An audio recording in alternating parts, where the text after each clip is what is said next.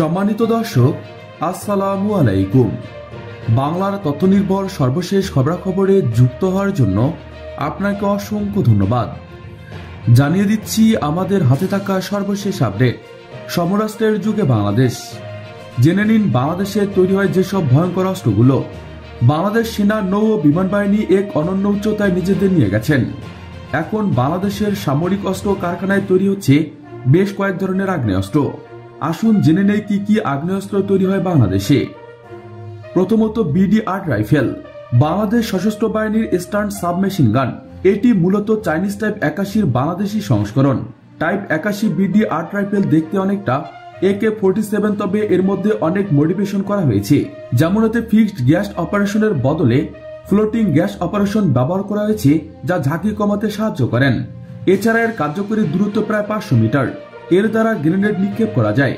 সব মিলিয়ে এটি AK-47 থেকে আরো কার্যকর। BD-8 বাংলাদেশ সশস্ত্র কারখানায় তৈরি করা হয়। 1981 সাল নাগাদ পিপলস রিপাবলিক আর্মি PLA কর্তৃক চীন টাইপ 81 অ্যাসল্ট রাইফেল সার্ভিসে চালু করা হয়েছে, কিন্তু 1980 দশকের শেষের দিক পর্যন্ত তা ব্যাপকভাবে ছড়িয়ে পড়েনি। এটি সোভিয়েত AKS কার্বিন এবং টাইপ 56 রাইফেল, একটি চীনা লাইসেন্স নির্মিত AK-47 ধরনের রাইফেল। 1980 সালের মাঝামাঝি সময়ে চীন ও ভিয়েতনামের সীমান্ত বিরোধের সময় এটি প্রথম যুদ্ধে ব্যবহার করা হয়। বর্তমানে টাইপ 97 অথবা টাইপ 3 সিরিজের সঙ্গে স্থাপন করা হয়েছে, যদিও এটি এখনো রক্ষণাবেক্ষণ এবং সশস্ত্র পুলিশের চীনে ব্যবহৃত হচ্ছে। পরবর্তীতে বাংলাদেশ সেনাবাহিনীর অন্তর্গত বাংলাদেশ সমরাস্ত্র কারখানায় এর ডিজাইনের সংস্করণ ও পরিমার্জনের মাধ্যমে 2008 সাল নাগাদ উৎপাদন শুরু করা হয়।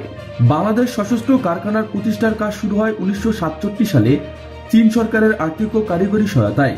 1970 সালের 6 এপ্রিল প্রতিষ্ঠানটির আনুষ্ঠানিক প্রতিষ্ঠা কাজ শুরু করা হয়। 1998 সালে এটিকে আর্মির চিফ অব স্টাফ সেক্রেটারির মাধ্যমে অন্তর্ভুক্ত করা হয় এবং পুরো প্রতিষ্ঠানটিকে নতুন করে সাজানো হয়। 2004-05 অর্থবছরের রাইফেল BD-8 প্রস্তুতের পরিকল্পনা প্রক্রিয়া শুরু করা হয়, যা সফলতা পায় 2008 সাল নাগাদ। বর্তমানে বাংলাদেশ সশস্ত্র কারখানার রাইফেলটির বার্ষিক উৎপাদন বাড়িয়ে 14,000-এ উন্নীত করা হয়েছে। BD-14 হেভি মেশিন গান। BD-14 হচ্ছে বাংলাদেশ সমরাস্ত্র কারখানায় উৎপাদিত 7.62 মিলিমিটার হেভি মেশিন গান। এটিকে ট্যাঙ্ক, APC সহ যে কোনো সুবিধাজনক স্থানে স্থাপন করা যায়।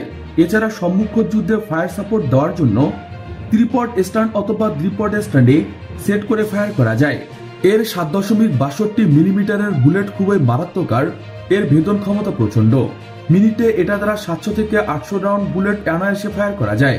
সেনাবাহিনীতে যে BD-14 ব্যবহার করা হয় সেটা টাইপ 80 বেঙ্গল ভার্সন, যা চীন হতে লাইসেন্স প্রাপ্ত, কিন্তু এর মালিক রাশিয়া, যারা এটি তৈরি করেন এবং এর নাম দেয় AKPM।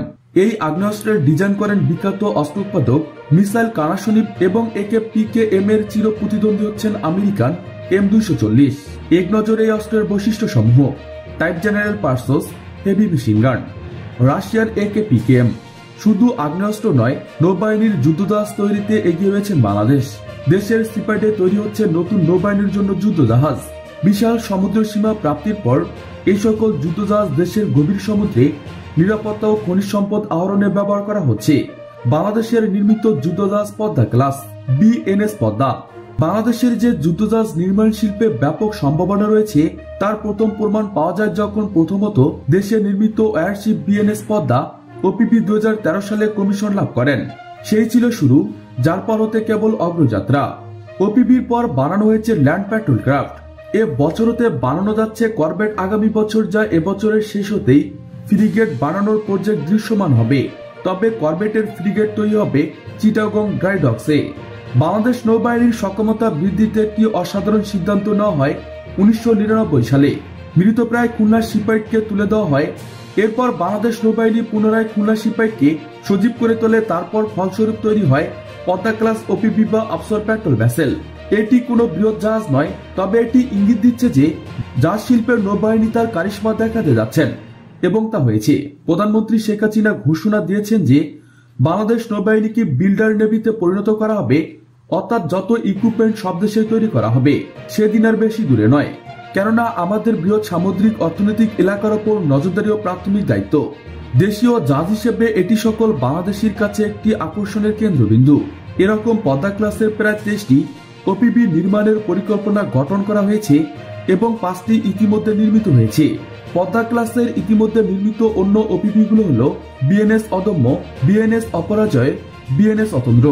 দীর্ঘদিন পর বাংলাদেশ সরকার কর্তৃক সমরাস্ট্র বিকল্প বাণিজ্যকে অনুমোদন দেওয়া হয়েছে, অর্থাৎ বাংলাদেশ চাইলে এখন থেকে সমরাস্ট্র রপ্তানি করতে পারবেন। ইতিমধ্যে লেবানন বাংলাদেশ হতে সমরাস্ট্র ক্রয়ে আগ্রহ প্রকাশ করেছেন। মালদ্বীপ পদ্মা ক্লাস পেট্রোল ভেসেলের উপর আগ্রহ দেখিয়েছেন অনেক আগেই। তবে বাংলাদেশ নৌবাহিনী 500 টনের নিচে কোনো জাহাজ রাখবে না, বিদায় কয়েক বছর পর পদ্মা ক্লাস ওপিপিগুলোকে কোস্টগার্ডের কাছে হস্তান্তর করা হবে। দুর্জয় ক্লাস এলপিসি বাংলাদেশ নৌবাহিনীর সেমি স্টিল বড় ধরনের টহল জাহাজ, তা হল দুর্জয় ক্লাস গাইডেড মিসাইল এলপিসি। এ ধরনের 2টি জাহাজ বাংলাদেশ নৌবাহিনীতে আছে, আর বাকি 2টি নির্মাণ কাজ চলছে। বাংলাদেশ নৌবাহিনীতে এই ধরনের মোট 8টি জাহাজ সার্ভিসে থাকবেন। বাংলাদেশ নৌবাহিনীকে একটি ত্রিমাত্রিক বাহিনীতে গড়ে তোলায় দীর্ঘমেয়াদী পরিকল্পনা অংশ হিসেবে 2009 সালে চীনের সাথে স্বাক্ষরিত চুক্তি অনুসারে চীন তাদের টাইপ 56 করভেট ডাউনগ্রেড ভার্সনের প্রযুক্তি বাংলাদেশের কাছে হস্তান্তর করেন। চুক্তি অনুসারে জাহাজগুলো 6টি খুলনা সিপাইটে চীনের সরাসরি তত্ত্বাবধানে নির্মিত করা হবে। 2012 সালে 26 আগস্ট বিএনএস দুর্জয় এবং 27 সেপ্টেম্বর বিএনএস নির্মল এর নির্মাণ কাজ সম্পূর্ণ করা হয়। শিপ দুইটি 29 আগস্ট 2013 সালে বাংলাদেশের বর্তমান প্রধানমন্ত্রী শেখ হাসিনা চট্টগ্রাম নৌঘাটিতে জমকালো অনুষ্ঠানের মাধ্যমে কমিশনিং করেন। বর্তমানে ট্রান্সফার অফ টেকনোলজির আওতায় খুলনা সিপাইটে 2টি জাহাজের নির্মাণ কাজ চলছে। এছাড়াও ভারী মোটরযান থেকে বুলেট প্রুফ জ্যাকেট তৈরি করা হয় বাংলাদেশ সশস্ত্র কারখানাতে। অচিরেই আরো অনেক উন্নত মানের বিভিন্ন ধরনের অস্ত্র উৎপাদন করা হবে এই কারখানাতে। প্রিয় দর্শক, আজকে পর্যন্তই। শুরু থেকে শেষ পর্যন্ত চেষ্টা করছি বাংলার সামরিক অর্থনৈতিক সঠিক তথ্য উপস্থাপন করতে। কোথাও কোনো তথ্য কিংবা আপনার পরামর্শ থেকে থাকলে তা কমেন্ট করে জানাতে পারেন। নিশ্চয়ই আবার দেখা হবে নতুন কোনো বিষয় নিয়ে। ততক্ষণ পর্যন্ত ভালো থাকুন, সুস্থ থাকুন। Thanks for watching my video. Allah Hafiz.